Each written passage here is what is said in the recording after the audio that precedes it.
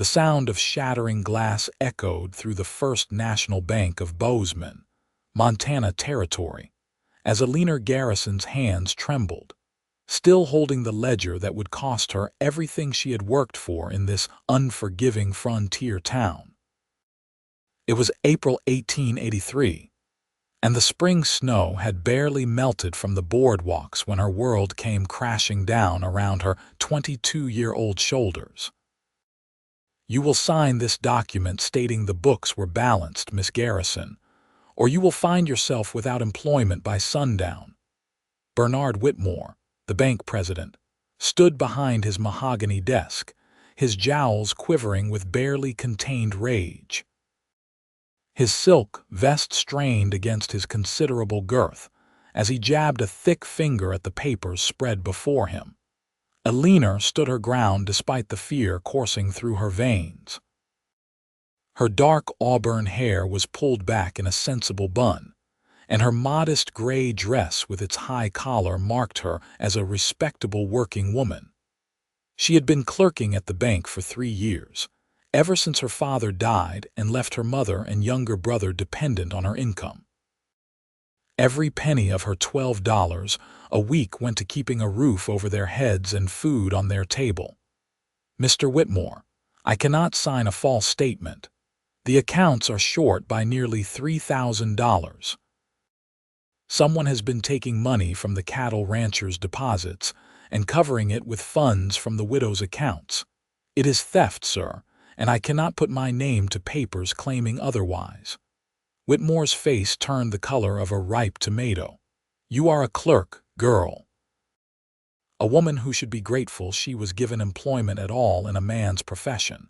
Do not presume to lecture me about banking." "I am not lecturing, sir. I am simply stating facts as they appear in these ledgers." Eleanor's voice remained steady, though her heart hammered against her ribs. She had spent the last 3 nights going over the books, checking and rechecking her findings, hoping she was wrong. But the numbers did not lie. "Facts." Whitmore spat the word. "The only fact that matters is that you are finished in this town. No respectable establishment will hire a woman who accuses her betters of impropriety.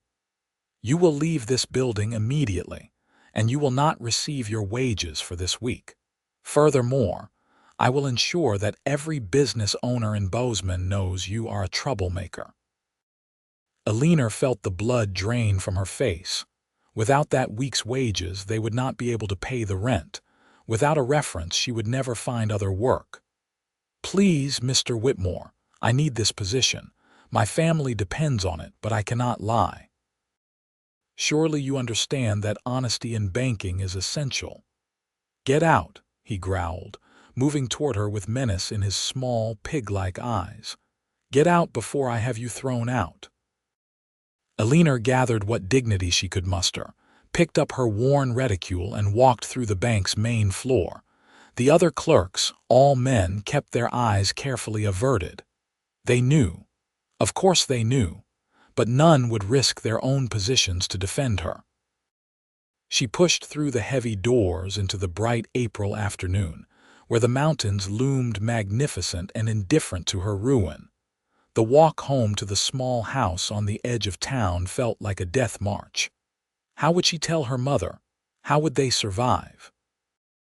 Her brother Timothy was only 14, too young to support the family. Her mother's health was fragile, the result of years of hardship on the frontier. Eleanor was their sole provider, and now she had nothing. She found her mother, Margaret, tending the small vegetable garden behind their modest frame house. The older woman's face lit up when she saw her daughter, then immediately fell when she registered Eleanor's expression. "What has happened?" Margaret asked, pulling off her gardening gloves. Eleanor told her everything, the words tumbling out in a rush. Her mother listened, her weathered face growing more concerned with each passing moment. When Eleanor finished, Margaret pulled her into an embrace. "You did the right thing, my darling girl. Your father would have been proud of you." "The right thing will see us homeless, Mama," Eleanor whispered against her mother's shoulder, feeling the tears she had held back finally spill down her cheeks. What good is integrity if we are starving in the street? We will find a way, Margaret said firmly, though Eleanor could hear the uncertainty beneath her brave words. We always do. But as the days passed, Eleanor discovered just how thoroughly Bernard Whitmore had destroyed her reputation. She applied at the general store, the hotel, the restaurant, the boarding house, and even offered to take in laundry. At every door, she was turned away with varying degrees of sympathy or contempt. Whitmore had indeed spread word that she was a liar and a troublemaker, someone who invented stories about her employers. By the end of the second week, their situation had become desperate. They had sold what little they could spare, down to Eleanor's mother's wedding ring. Timothy had found odd jobs mucking out stables and running errands, but it was not enough. The landlord had given them notice, and they had nowhere to go. It was on a Tuesday morning, with eviction looming just 3 days away, that Eleanor made the decision to try one last possibility. The Fairchild Ranch, some 15 miles outside of town, was the largest cattle operation in the territory. She had heard they sometimes hired people for the season. Perhaps they had not heard Whitmore's lies, or perhaps they would not care about the word of a banker when it came to ranch work. Eleanor borrowed a neighbor's horse, promising to have it back by nightfall, and set out before dawn. The ride took her through some of the most beautiful country she had ever seen, though she was too anxious to appreciate it. Rolling grasslands stretched toward the mountains, dotted with cattle bearing various brands. The morning air was crisp and clean, scented with sage and wild flowers just beginning to bloom. The Fairchild Ranch was an impressive operation. The main house was a sprawling 2-story structure built of logs and stone, with a wide porch that wrapped around the front and sides. Barns, corrals, and outbuildings spread across several acres. Horses grazed in pastures, and she could see cowboys working with cattle in the distance.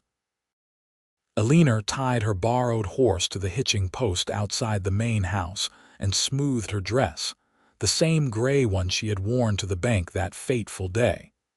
It was one of only 2 decent dresses she owned. She climbed the steps and knocked on the heavy wooden door, her heart in her throat.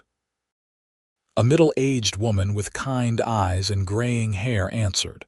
She wore a practical calico dress and an apron dusted with flour. "Can I help you, dear?" "I am looking for work, madam. Any kind of work you might have available. I can keep accounts, cook, clean, help with animals." "I am a hard worker and I learn quickly." The woman studied her for a moment, taking in her threadbare but clean dress, her work-roughened hands, and the desperation she could not quite hide. "I am Mrs. Henderson, the housekeeper here. We do not typically hire women for ranch work, but I suppose you had better come in and speak with Mr. Fairchild. He is the one who makes such decisions." Eleanor followed her through a spacious entryway and into a comfortable parlor. The furnishings were substantial and well made, though not ostentatious. Everything spoke of prosperity earned through hard work rather than inherited wealth. Mrs. Henderson gestured for her to sit, then disappeared down a hallway. Eleanor perched on the edge of a leather chair, too nervous to relax. She heard voices, then footsteps. Mrs. Henderson returned with a man who made Eleanor's breath catch in her throat. Quinton Fairchild was perhaps 28 or 29 years old, tall and broad-shouldered in the way of men who spent their lives doing hard physical labor. His dark hair was slightly too long, curling at the collar of his work shirt. His face was tanned from long hours in the sun, with strong features and eyes the color of summer grass. There was something immediately trustworthy about him, a steadiness that reminded her of her father. "Miss," he said, his voice a pleasant baritone. He held his hat in his hands, despite being in his own home, a gesture of respect that surprised her. Eleanor stood quickly. "Eleanor Garrison, sir. I apologize for intruding on your day, but I am hoping you might have work available. I understand this is unusual, but I am in rather desperate circumstances." Quinton studied her with those steady green eyes, not in a way that made her uncomfortable, but as though he were taking her measure. "What kind of work are you looking for, Miss Garrison?" "Honestly, sir, any kind. I clerked at the First National Bank in Bozeman for 3 years. I can read, write, and cipher. I know how to keep accounts and manage correspondence, but I am also willing to do housework, cooking, laundry, or help with animals if needed." "That is quite a range of skills," he said, a hint of curiosity in his voice. "Why did you leave the bank?" Here it was, the moment of truth. Eleanor lifted her chin and met his gaze directly. "I did not leave, sir. I was dismissed. I discovered discrepancies in the accounts and reported them to my employer. When he asked me to sign documents stating the books were balanced when they were not, I refused. He fired me and has spent the past 2 weeks ensuring no one in Bozeman will hire me." She watched his expression carefully, waiting for the doubt or dismissal she had seen so many times. Instead, she saw something else entirely. His jaw tightened and a muscle twitched in his cheek. "The First National Bank," he repeated slowly. "Bernard Whitmore." "Yes, sir. Do you know him?" "I do." Quinton's voice had gone hard. "I bank there. Or rather, I did bank there. I moved my accounts to the Cattleman's Bank in Virginia City last month after noticing some irregularities in my statements. Whitmore claimed it was simply clerical errors, but I did not believe him." Eleanor felt a spark of hope. "There were significant discrepancies, Mr. Fairchild. Someone was taking money from the larger accounts and covering the theft with funds from smaller depositors, mainly widows and elderly people who rarely checked their balances closely." Quinton was quiet for a long moment, then made a decision. "Miss Garrison, I appreciate honesty above almost all other qualities. It takes courage to stand up for what is right, especially when doing so costs you dearly. I do have work available if you are interested. My previous bookkeeper left to get married last fall, and I have been managing the accounts myself.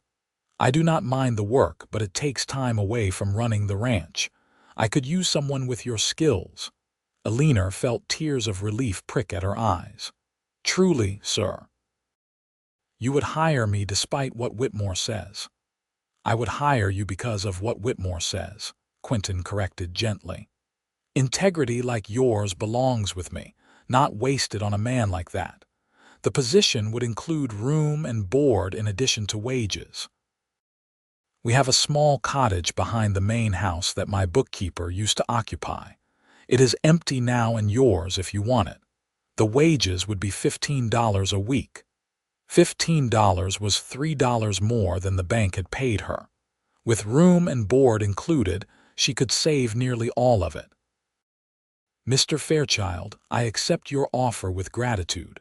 However, I must ask if it would be possible for my mother and younger brother to come with me. We are about to be evicted from our home in town, and I am their sole support." "Of course," he said without hesitation. "The cottage has 2 bedrooms. It should accommodate your family comfortably. When do you need to move your belongings?" "We must be out of our current house by Friday, sir. Today is Tuesday. I will send a wagon and some men to town on Thursday to help you move. Just give Mrs. Henderson the address." He paused, then added, "And Miss Garrison, please call me Quinton. We do not stand much on formality here." "Then you must call me Eleanor," she said, feeling the weight of the past 2 weeks finally begin to lift from her shoulders. Mrs. Henderson showed Eleanor the cottage, which was charming and well-maintained, with a small parlor, a kitchen with a good stove, 2 bedrooms, and even a private privy out back. It was far nicer than the house they were losing in town. Eleanor could hardly believe her good fortune. As promised, Quinton sent a wagon to town on Thursday. 3 cowboys arrived at the Garrison house just after breakfast, friendly and efficient. They loaded the family's modest possessions carefully, treating even their most worn furniture with respect. Eleanor's mother kept dabbing at her eyes with her handkerchief, overwhelmed by this unexpected blessing. Timothy, who had been trying so hard to be the man of the family at 14, finally looked like a boy again, excited about the adventure of living on a ranch. By Thursday evening, they were settled in the cottage. It was the nicest place Eleanor and her family had lived since her father died. Mrs. Henderson brought them a hot supper and lingered to chat with Margaret, the 2 women finding easy friendship in discussing recipes and garden plans. Timothy was already making friends with the younger ranch hands, who promised to teach him to rope and ride properly. Eleanor began her duties the following Monday morning. Quinton showed her to a small office off the main house's library, where ledgers and correspondence had piled up. The room had a desk, comfortable chair, filing cabinets, and a window overlooking the corrals. It was orderly but clearly in need of someone to manage the paperwork. "I apologize for the chaos," Quinton said, running a hand through his hair in a gesture Eleanor would come to recognize as a sign of his mild embarrassment. "I have been keeping up with the essential records, but things like filing and organizing correspondence have fallen by the wayside." Eleanor removed her shawl and rolled up her sleeves, metaphorically speaking. "This is nothing compared to some of the messes I have untangled at the bank. I will have it sorted out in no time." She was true to her word. By the end of the first week, she had organized all the correspondence, updated the filing system, and brought the accounts current. By the end of the second week, she had created a more efficient system for tracking cattle sales, feed purchases, and payroll. Quinton was impressed, telling her she had already proven worth twice what he was paying her. But it was not just her efficiency that caught his attention. Eleanor had a sharp mind and asked intelligent questions about the ranch operations. She wanted to understand not just the numbers but what they represented. When reviewing the cattle sales, she asked about market prices and seasonal variations. When going over feed costs, she inquired about different types of hay and grain, their nutritional value, and why certain choices were made. Quinton found himself spending more time in the office than necessary, ostensibly to explain various aspects of ranching but really because he enjoyed her company. She had a quick wit and was not afraid to voice her opinions, even when they differed from his. She was also kind, helping Mrs. Henderson with dinner preparations when her work was done, and never putting on airs despite her education and skills. Eleanor, for her part, found herself increasingly drawn to Quinton. He was unlike any man she had known. He treated everyone with respect, from the greenest ranch hand to the oldest cowboy. He was fair, generous, and had a quiet sense of humor that surprised her. When a calf got loose in the yard one morning and crashed through Mrs. Henderson's clothesline, tangling itself in sheets, Quinton spent 20 minutes patiently unwinding the terrified animal while covered head to toe in soap suds, never once losing his temper. He was also devastatingly handsome, though Eleanor tried not to dwell on that fact. She was an employee, and he was her employer. There was a proper way to conduct herself, and mooning over her boss like a schoolgirl was not it. Still, she could not help but notice the way his shoulders filled out his work shirts, or how his rare smiles transformed his serious face, or the gentleness in his strong hands when he handled the horses. It was late May, about 6 weeks after Eleanor had started working at the ranch, when the subject of Bernard Whitmore came up again. Quinton had received a letter from the Cattlemen's Bank in Virginia City. informing him that the First National Bank of Bozeman was under investigation by the territorial authorities. Several depositors had filed complaints about missing funds, and a formal audit had been ordered. "I thought you should know," Quinton said, handing Eleanor the letter to read.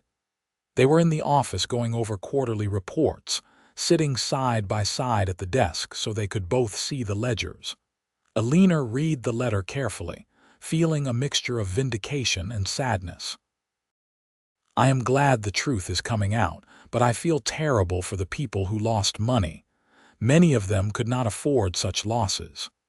"You did what you could," Quinton said quietly. "You tried to stop it.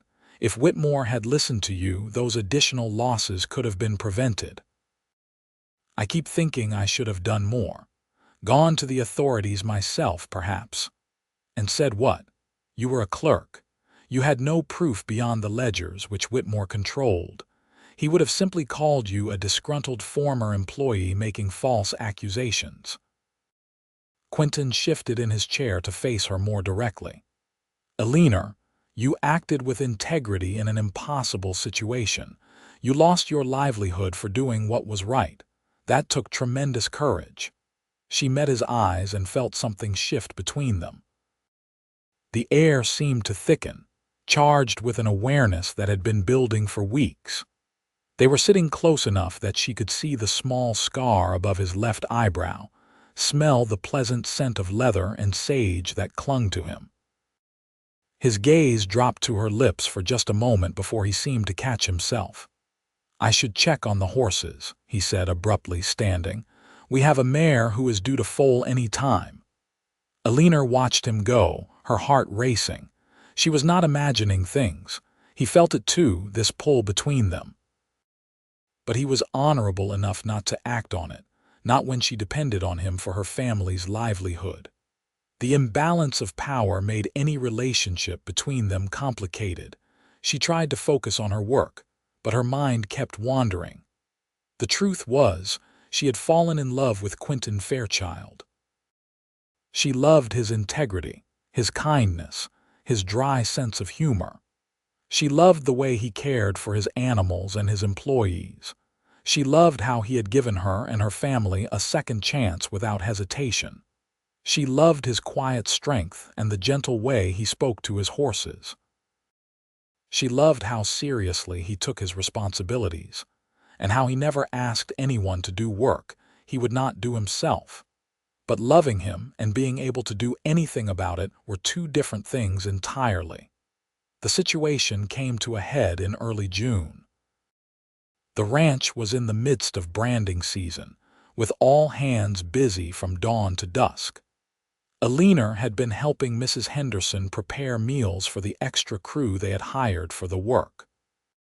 She was carrying a heavy pot of stew out to the cook tent when she stumbled on a root, the pot slipping from her hands. Quinton appeared out of nowhere, catching both her and the pot before either hit the ground. For a moment, they stood frozen, his arms around her, her hands clutching his shirt for balance. Their faces were inches apart, and Eleanor saw her own longing reflected in his eyes. "I have got you," he said softly, and she knew he was not just talking about keeping her from falling. "Quinton," she whispered, unable to say more around the lump in her throat. He set the pot down carefully, but he did not let her go. "Eleanor, I know this is not proper. I know I am your employer and I should not speak. But I cannot continue pretending I do not feel what I feel. I love you. I have loved you since the day you walked into my house, lifted your chin, and told me the truth about why you were fired. I love your courage, your intelligence, your kindness. I love how you make me laugh and how you are not afraid to argue with me when you think I am wrong. I love watching you with your family and seeing how much you care for them." Eleanor felt tears slide down her cheeks. "I love you too," she said. "I have tried not to. I know it complicates everything, but I cannot help it." "It does not have to complicate things," Quinton said, reaching up to brush the tears from her face with his thumb. "It could actually make everything much simpler. Marry me, Eleanor, not because you work for me or because you need security for your family. Marry me because you love me as I love you. Marry me and make this ranch a home instead of just a place I work. Marry me and let me spend the rest of my life proving I am worthy of your integrity and your heart." "Yes," Eleanor said, laughing and crying at the same time. "Yes, I will marry you." He kissed her then, a gentle kiss that quickly deepened into something more passionate. Eleanor had been kissed before, brief pecks from suitors her father had approved back when her family had better prospects. But nothing had prepared her for this, for the feeling of being cherished and desired in equal measure, for the rightness of being in Quinton's arms. When they finally broke apart, both breathless, Quinton rested his forehead against hers. "I want to do this properly. I want to court you, ask your mother's permission, give you the wedding you deserve." "My mother already adores you," Eleanor said. "She will give her blessing gladly. As for courting, we have been working side by side for weeks. I would say we know each other fairly well." "True, but I want to take you on proper outings, picnics, dances, buggy rides. All the things a young woman should have when she is being wooed." Eleanor smiled, touching his face. "I want those things too, but Quinton, I do not need a grand wedding, I just need you." "You will have both," he promised. "Now, I believe we have a crew to feed before they start a mutiny." They managed to maintain some propriety over the next weeks, though it was difficult. Quinton did court her properly, taking her on picnic rides up into the mountains where wildflowers carpeted the meadows and the air was thin and sweet. They went to a barn dance in town, where Eleanor endured the stares and whispers of people who had shunned her just months before.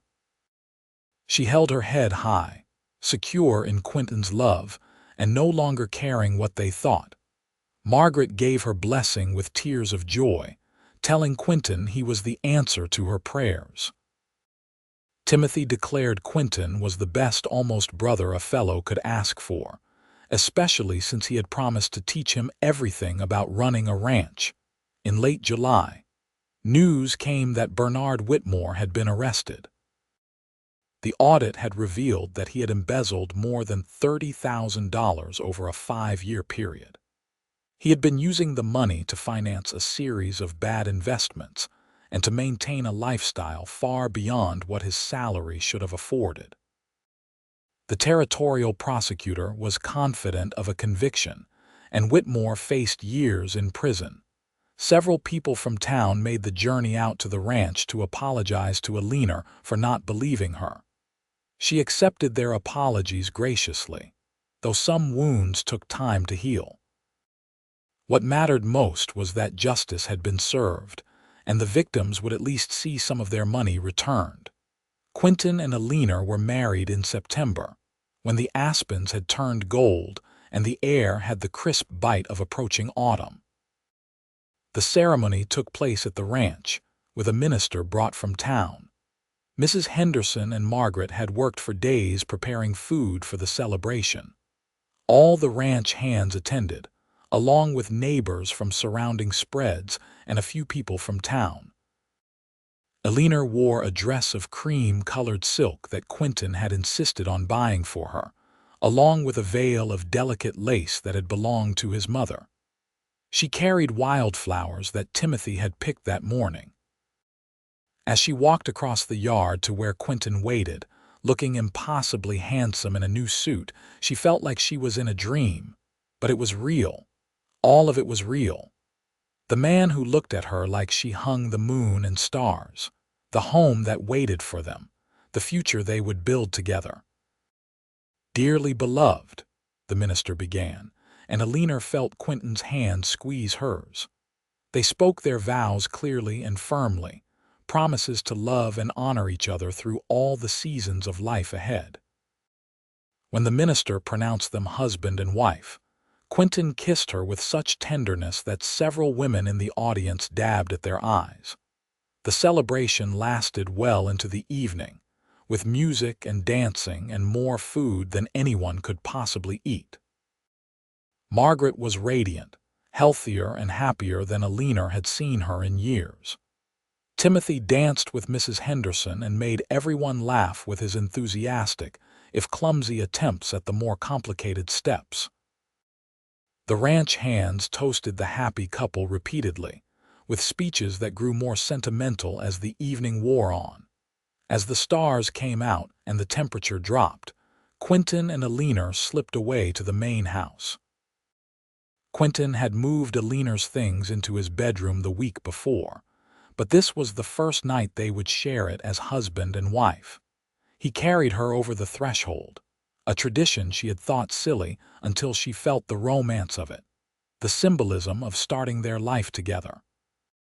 He set her down gently in the bedroom, which glowed with lamplight and smelled of the roses Mrs. Henderson had placed in a vase by the window. "Nervous?" Quinton asked softly, brushing a strand of hair from her face. "A little," Eleanor admitted, "but mostly I am happy. So happy I almost cannot believe this is real." "It is real," he said, cupping her face in his hands. "You are my wife. I am your husband, and I am going to spend every day for the rest of my life making sure you never regret choosing me." "I could never regret this," Eleanor said, reaching up to kiss him. Their wedding night was tender and passionate, a discovery of each other that left them both breathless and awed. Quinton was gentle, patient, making sure Eleanor felt cherished and loved. When they finally lay tangled together in the aftermath, Eleanor traced the scar above his eyebrow that she had noticed that first day in the office. "How did you get this?" she asked. "A horse kicked me when I was 16. I probably should have gotten stitches, but I was too stubborn to admit I was hurt. My father said it would serve me right if I had a scar to remind me not to be an idiot around unpredictable animals." Eleanor laughed. "I like it. It gives you character." "Is that so?" Quinton rolled over, pinning her beneath him with a playful grin. "And what other characteristics do I have that you like?" "Well," Eleanor pretended to consider seriously, "you are reasonably handsome, I suppose. Reasonably, and you can be quite charming when you try. Can I now? And you are an excellent kisser." "That is more like it," he said, demonstrating that particular skill until Eleanor was breathless and laughing. They settled into married life with surprising ease. Eleanor continued to manage the ranch accounts, now with the title of co-owner that Quinton insisted upon. She had earned her place, he said, and he wanted their partnership to be reflected in the legal paperwork. Together, they made decisions about the ranch, discussing everything from which cattle to buy to whether they should expand their horse breeding operation. Margaret thrived in the cottage, which she made into a cozy home. She tended a large garden and helped Mrs. Henderson with preserving food for winter. She and the housekeeper became close friends, often sitting together in the evenings to quilt or knit while discussing everything and nothing. Timothy flourished as well, growing strong and capable under the tutelage of the ranch hands. He had a natural way with animals and seemed to have inherited his sister's head for numbers. Quinton began teaching him the business side of ranching, recognizing that the boy had the potential to be an excellent rancher in his own right. In December, a letter came from the territorial prosecutor. Bernard Whitmore had been convicted on all charges and sentenced to 15 years in prison. Several other bank employees who had helped him cover his tracks also faced lesser charges. The victims would receive partial restitution, though most would never recover everything they had lost. Eleanor read the letter aloud to Quinton as they sat in the office, the first snow of winter falling softly outside the window. When she finished, she set the letter down and looked at her husband. "I have been thinking about those widows and elderly folks who lost money. Even with restitution, many of them are still struggling. Could we do something to help?" Quinton smiled, the expression full of love and pride. "I was hoping you would suggest that. What did you have in mind? Together, they developed a plan. They would offer employment or assistance to those who needed it most. Several widows came to work as seamstresses or laundresses, operating out of a building Quinton had converted for their use. 2 elderly men were given jobs maintaining equipment and doing light work around the ranch. A woman with 3 young children was hired as an assistant cook. Her children welcomed to run and play in the ranch yard where they could be supervised while she worked. Word spread of the Fairchilds' generosity, and their reputation grew. The ranch prospered, partly due to good management, but also because people wanted to do business with ranchers known for their integrity. In the spring of 1885, Eleanor discovered she was pregnant. She told Quinton one evening as they walked along the creek that ran through their property. The sun was setting, painting the sky in shades of pink and gold, and new grass was greening the hills. "Are you certain?" Quinton asked, his voice thick with emotion. "The doctor confirmed it yesterday. We are going to have a baby in November." Quinton swept her into his arms, spinning her around until she laughed and begged him to stop before she got dizzy. "We are going to have a baby," he repeated, as if saying it out loud made it more real. "A son or daughter, a family." "We already have a family," Eleanor pointed out, thinking of Timothy and her mother, of Mrs. Henderson and the ranch hands who had become like extended family. "True," Quinton acknowledged. "But this is different. This is a child made from our love, a new generation to carry on after us." The pregnancy was not easy. Eleanor suffered from terrible sickness in the early months, and the summer heat made her uncomfortable. But Quinton was attentive and patient, helping her in any way he could. Margaret fussed over her daughter, making sure she ate properly and rested enough. Mrs. Henderson prepared special foods to tempt Eleanor's finicky appetite. In mid-November, as predicted, Eleanor went into labor. It was long and difficult, lasting through a night and into the next day. The doctor came from town and stayed throughout, and Margaret never left her daughter's side. Quinton paced the hallway outside the bedroom, torturing himself with every cry of pain that reached his ears. Finally, near sunset, a baby's cry rang through the house. The doctor emerged, tired but smiling. "You have a son, Mr. Fairchild. A healthy boy with excellent lungs, judging by the noise he is making. Mother and baby are both doing well." Quinton rushed into the bedroom to find Eleanor exhausted but radiant, holding a red-faced, squalling infant. She looked up at him with such love and joy that he felt his throat tighten with emotion. "Meet your son," she said softly. Quinton sat carefully on the edge of the bed, looking down at the tiny person they had created. The baby had stopped crying and was looking around with dark blue eyes that would likely change color in time. He had a shock of dark hair and tiny perfect fingers that wrapped around Quinton's thumb when he offered it. "He is perfect," Quinton whispered.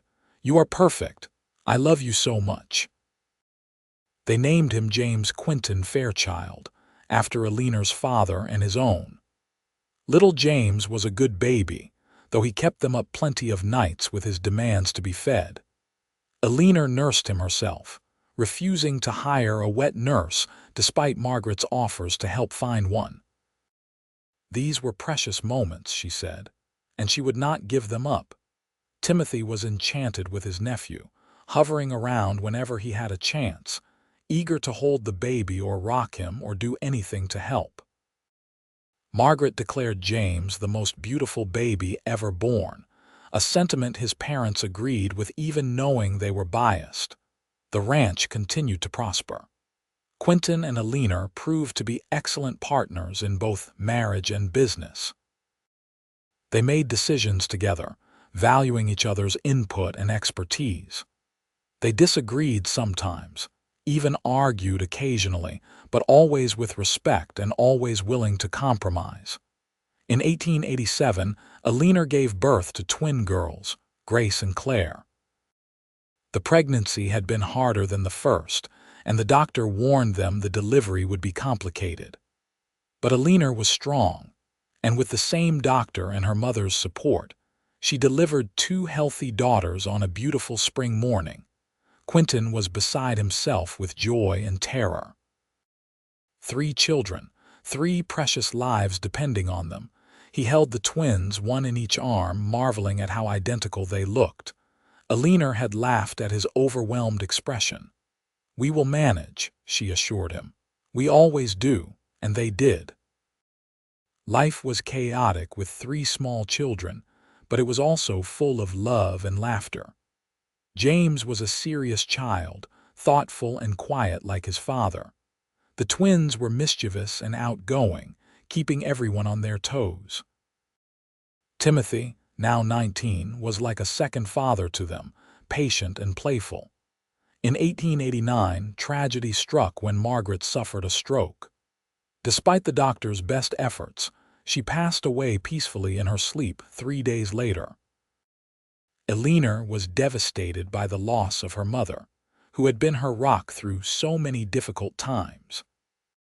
Quinton held her through the nights when grief kept her awake, reminding her that Margaret had lived to see her daughter happily married, had known her grandchildren, and had spent her final years in comfort and peace.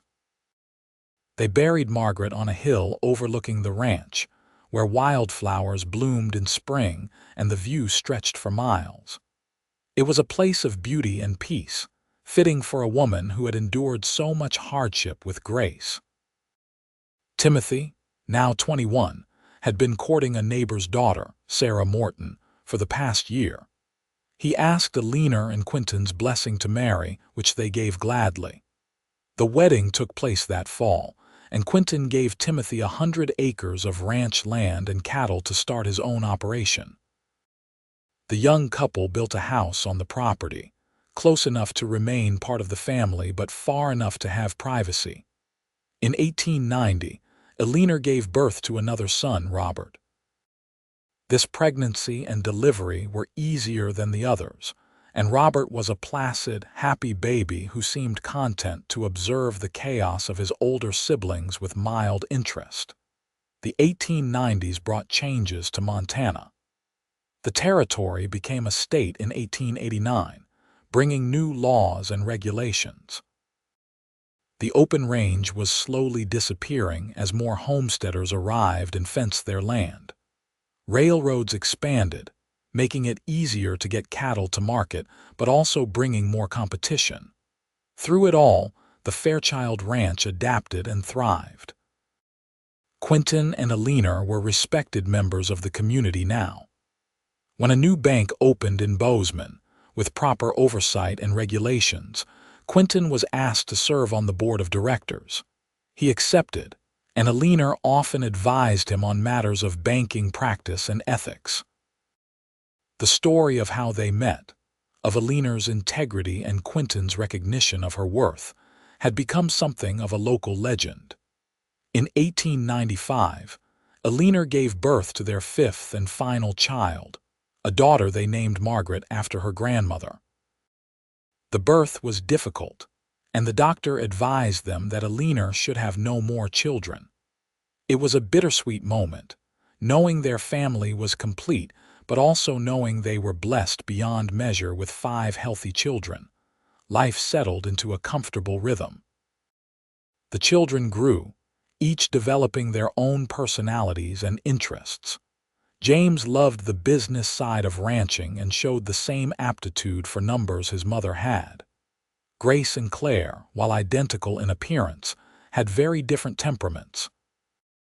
Grace was bold and adventurous, often getting into scrapes, while Claire was gentle and artistic, preferring to draw and read. Robert inherited his father's way with horses and spent every moment he could in the stables.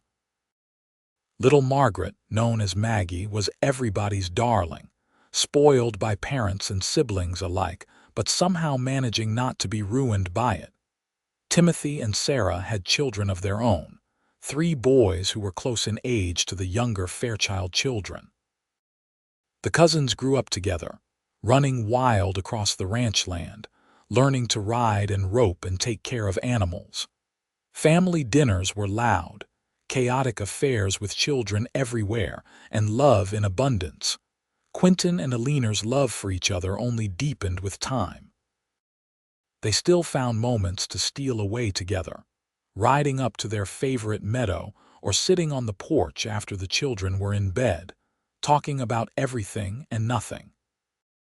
Quinton still looked at Eleanor like she was the most fascinating person he had ever met, and Eleanor still felt her heart skip a beat when he smiled at her. In 1898, on their 15th wedding anniversary, Quinton surprised Eleanor with a trip to San Francisco.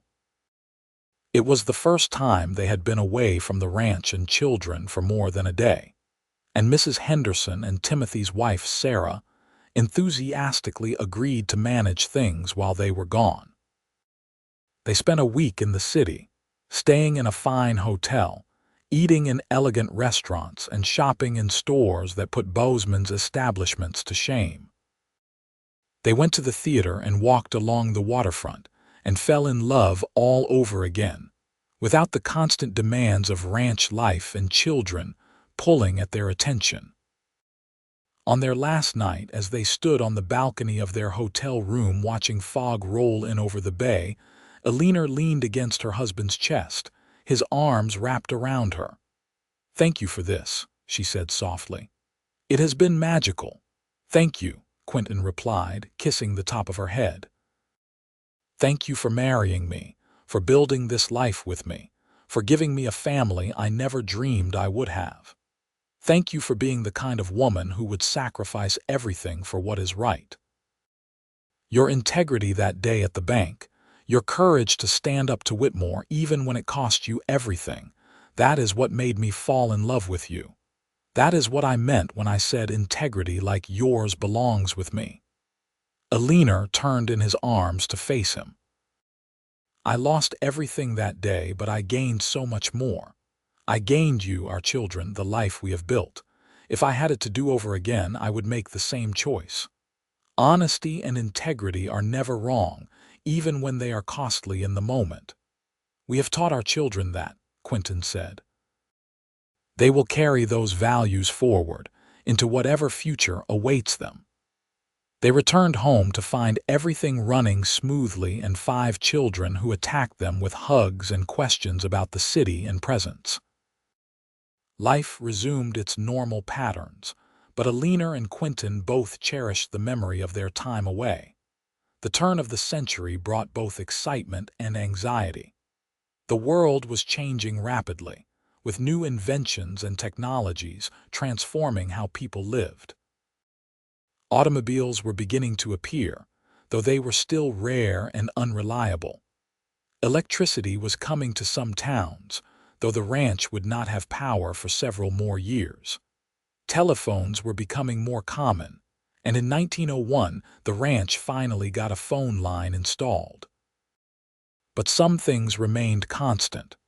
The rhythm of ranch life, tied to seasons and weather and the needs of animals. The importance of hard work, integrity, and treating people fairly. The value of family and community. These were the lessons Quinton and Eleanor had lived and taught, and they saw them reflected in their children. James, now 25, had married a schoolteacher from town named Anna. They had 2 children and were managing the day-to-day operations of the ranch alongside Quinton. Grace, at 23, had shocked the family by announcing she wanted to study medicine. She had left for university in the East, determined to become a doctor despite the obstacles women faced in that profession. Claire, gentler than her twin, had married a local rancher and was expecting her first child. Robert, at 20, was working with his father and brother but talked about starting a horse breeding operation. And Maggie, at 15, was still in school and determined to become a writer. Timothy's 3 sons were working the ranch as well, and Sarah had just given birth to their first daughter. The Fairchild Ranch had become a family enterprise spanning 2 generations, with a third already beginning to emerge. In 1905, Word came that Bernard Whitmore had died in prison. Eleanor felt a pang of sadness at the news, not for Whitmore himself, but for the waste of a life that could have been lived differently. Quinton simply held her hand, understanding without words what she was feeling. That summer, the territorial governor came to visit the ranch as part of a tour of successful Montana businesses. He spent an afternoon touring the operation, impressed by the efficiency and obvious care taken in every aspect. Over dinner, he asked Quinton and Eleanor about the keys to their success. Quinton looked at his wife, and Eleanor looked back at him, a lifetime of shared experiences in that glance. Then Quinton turned to the governor. "Integrity," he said simply. "We built everything on a foundation of honesty and treating people fairly. When you do that, when you keep your word and stand by your principles even when it costs you, you build something that lasts, something that cannot be taken away." Eleanor added, "And partnership. Neither of us could have done this alone. We brought different strengths to our marriage and to this ranch. We listened to each other, trusted each other, and built something together that was greater than what either of us could have achieved separately." The governor nodded, clearly impressed. "The territory, and now the state, needs more people like you. I have heard the story of how you met Miss Eleanor. Mrs. Fairchild, I should say. Your integrity cost you everything in the moment, but it led to something much greater." "It led me to the man I love," Eleanor said, reaching for Quinton's hand. "Everything else followed from that." The years continued to pass, each bringing its own joys and sorrows. There were births and deaths, successes and failures, drought years and prosperous years. Through it all, Quinton and Eleanor faced everything together, their love and partnership as strong as ever. In 1910, they celebrated their 25th wedding anniversary with a huge party at the ranch. All 5 of their children were there with their families. Grace came from New York, where she was completing her medical residency. She brought with her a gentleman she was courting, a fellow doctor who treated her as an equal partner. Claire and her husband brought their 3 children.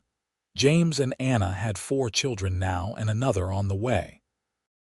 Robert had married and started his horse breeding operation, which was becoming quite successful.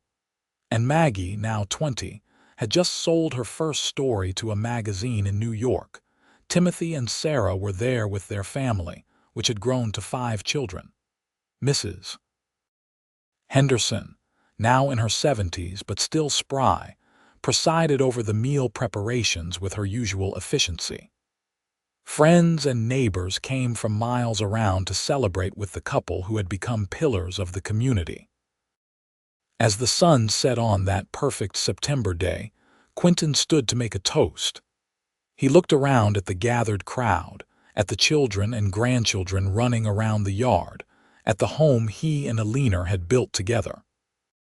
"25 years ago," he began, his voice carrying across the yard, "a young woman walked into my house looking for work. She had lost everything because she refused to compromise her integrity. She could have lied, could have taken the easy path, but she chose honesty even when it cost her dearly. I hired her that day because I recognized something special in her. I did not know then that she would become my wife, my partner, the love of my life. I did not know she would give me 5 extraordinary children and help me build something I am proud to pass on to future generations. All I knew was that integrity like hers belonged with me." He turned to Eleanor, who was wiping tears from her eyes. "You have given me the best 25 years of my life. You have challenged me, supported me, loved me, and made me a better man. I look forward to the next 25 years, and the 25 after that if the good Lord sees fit to grant us the time." Eleanor stood and went to her husband, wrapping her arms around him as their family and friends applauded. "I love you," she said, loud enough for everyone to hear. From that first day to this one and every day in between, I have loved you. You saw my worth when the world said I was worthless. You gave me and my family a home when we had nowhere to go. You have been my partner, my love, my best friend. Whatever years we have left, I want to spend them all with you." They kissed, to the cheers and whistles of the crowd, and Eleanor felt the same flutter in her heart she had felt at 22 when Quinton first told her he loved her. The party continued long into the night, with music and dancing and laughter echoing across the ranch land. Children played and adults talked, and there was a sense of rightness to it all, of lives well lived and love freely given. As the years progressed into the 1910s, Quinton and Eleanor gradually stepped back from the day-to-day management of the ranch, letting James take over more responsibility. They remained active and involved, but they also took time to enjoy the fruits of their labor. They traveled some, visiting Grace in New York and taking a trip to Washington, D.C. to see the nation's capital. But they always returned home to Montana, to the ranch that was in their blood and bones. They watched their grandchildren grow, taking pride in each one's accomplishments. They attended weddings and births, grieved losses, and celebrated victories. They saw the world change around them, with automobiles becoming common, electricity reaching even rural areas, and new technologies transforming daily life. But the fundamental things remained the same. The importance of family, of integrity, of hard work, and fair dealing. The knowledge that love could transform lives and that standing up for what was right, even when it cost everything, was always worth it in the end. In 1920, as Quinton and Eleanor sat on their porch watching the sunset, now in their late 60s and early 70s respectively, they reflected on the life they had built together. Their children were grown and successful, each in their own way. Their grandchildren numbered in the double digits, with great-grandchildren beginning to arrive. The ranch was prosperous and would continue for generations. "You ever regret it?" Quinton asked, not needing to specify what he meant. Eleanor knew he was asking about that day in 1883 when she refused to sign the false documents, when she chose integrity over security. Eleanor smiled, reaching for her husband's weathered hand. The years had left their mark on both of them. Quinton's dark hair was now silver, his face lined with years of sun and wind. Eleanor's auburn hair had faded to gray, and her hands bore the marks of decades of hard work. But when she looked at him, she still saw the young rancher who had believed in her when no one else would. "Not for a single moment," she said firmly. "That decision brought me to you. It gave me this life, this family, this love. I would make the same choice 1,000 times over." Quinton lifted her hand to his lips, kissing her knuckles gently. "And I would hire you every time, my love. Your integrity belonged with me then, and it belongs with me now. Forever." "Forever," Eleanor echoed, leaning her head on his shoulder as they watched the sun sink behind the mountains, painting the sky in shades of gold and crimson. They sat there as the stars began to emerge, two people who had found each other against all odds, who had built a life of love and integrity, who had faced hardships and celebrated triumphs, always together. The story of how they met had become legend in those parts, a tale told to illustrate that doing the right thing, even when it cost everything, could lead to blessings beyond imagining.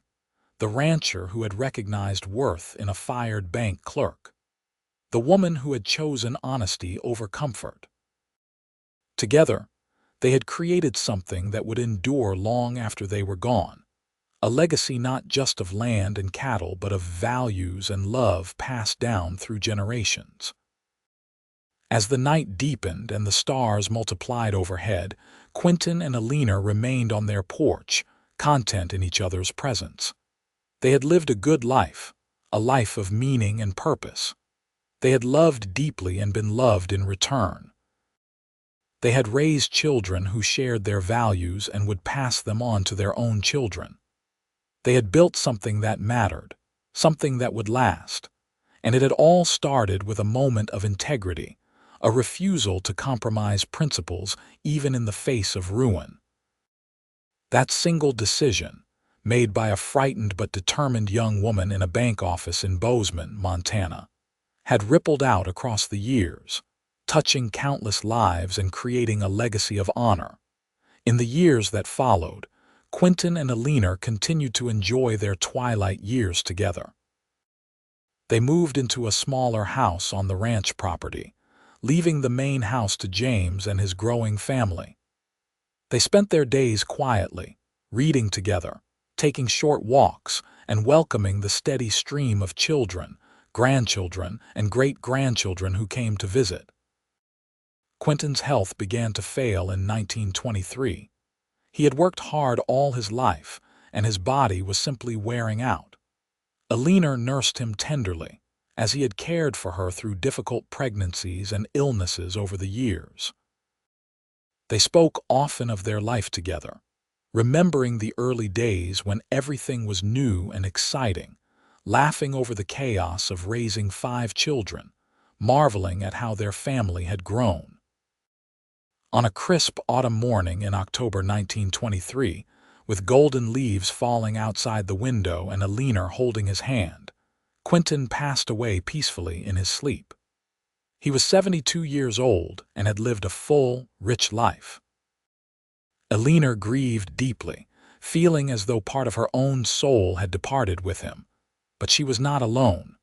Her children surrounded her with love and support. James insisted she move back into the main house so the family could care for her.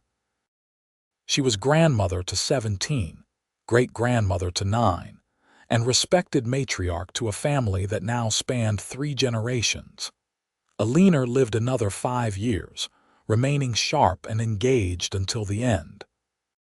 She spent her time writing down family stories, ensuring that future generations would know not just the facts of their history, but the values that had shaped it.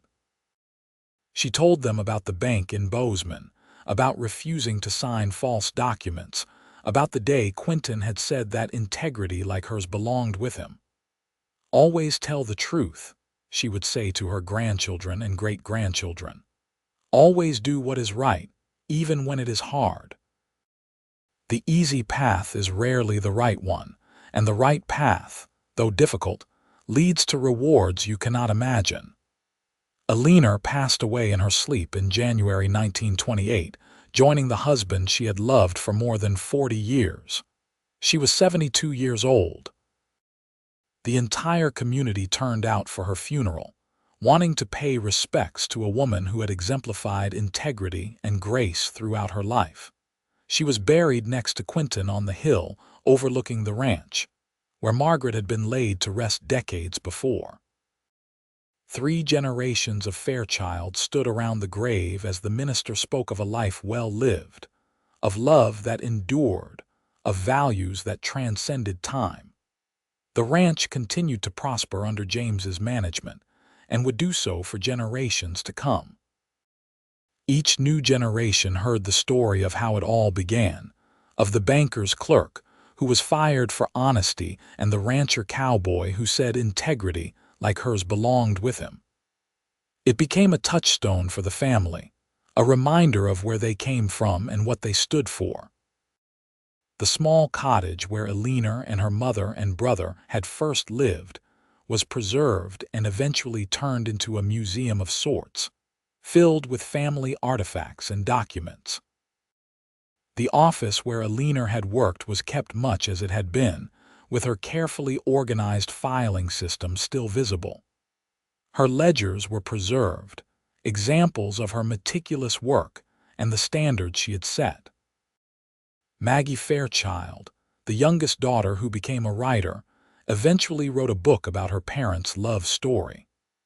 It was published in 1935 and became a bestseller, touching hearts across the nation with its tale of integrity rewarded and love triumphant.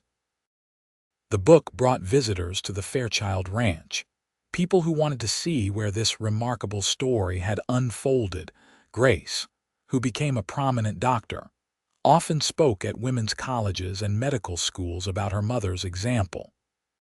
"She showed me," Grace would say, "that a woman could be intelligent, capable, and principled, that she did not have to compromise her integrity to survive. My mother's courage in standing up to her employer inspired my own courage in pursuing medicine when most people said women had no place in the profession." Claire, gentler, but no less affected by her mother's example, raised her children with the same values Eleanor had instilled. Robert named his most successful line of horses the Garrison line, after his mother's maiden name, saying that they embodied the same strength and integrity she had shown. And James, who took over the ranch, ran it by the principles his parents had established, treating every employee fairly and conducting every business deal with absolute honesty. Timothy's children and grandchildren, who bore the family name of Harrison but were no less part of the Fairchild legacy, also carried forward the values Eleanor and Quinton had lived.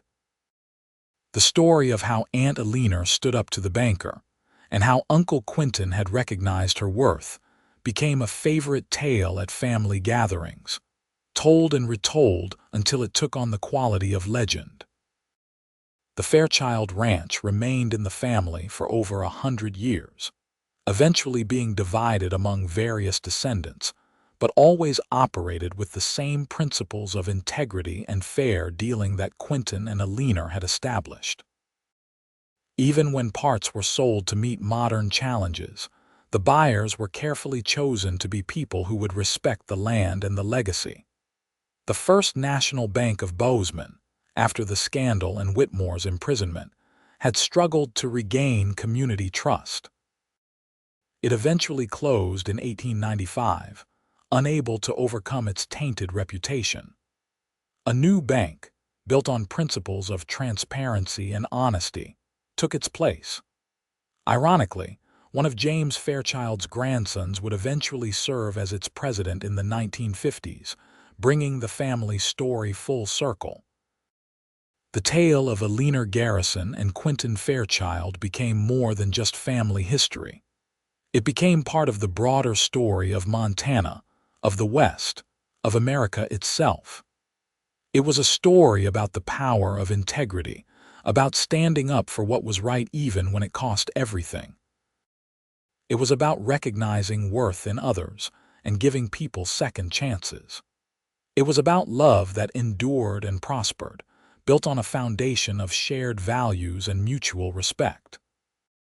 In modern times, historians studying the American West often cite the Fairchild Ranch as an example of how ethical business practices and fair treatment of workers led to long-term success. Eleanor's original ledgers, preserved in the family archive, are studied by accounting students as examples of meticulous record-keeping. Letters between Quinton and Eleanor, saved by their descendants, are read by scholars interested in frontier life and gender roles in the late 19th century. But beyond the historical significance, beyond the business lessons and the academic interest, the story of Eleanor and Quinton remains what it always was at its core: a love story. A story about two people who found each other at the right moment, who recognized in each other the qualities that mattered most, who built a life together based on love, respect, and shared values. It was a story about a young woman who refused to compromise her integrity, even when doing so cost her everything she had. It was about a young man who recognized that integrity and valued it above all else, who saw worth where others saw only trouble. It was about second chances and new beginnings, about how the worst moments of our lives can lead to the best outcomes. Most of all, it was a story about love. Not just romantic love, though there was plenty of that, but the broader love that encompasses family, community, and the land itself. the love that builds something lasting, something that endures beyond one lifetime or even several lifetimes. On the hill where Eleanor and Quinton are buried, along with Margaret and eventually many of their children and grandchildren, there stands a simple monument erected by their descendants. It bears their names, their dates, and a single inscription chosen from Quinton's own words on that first day they met. "Integrity like yours belongs with me."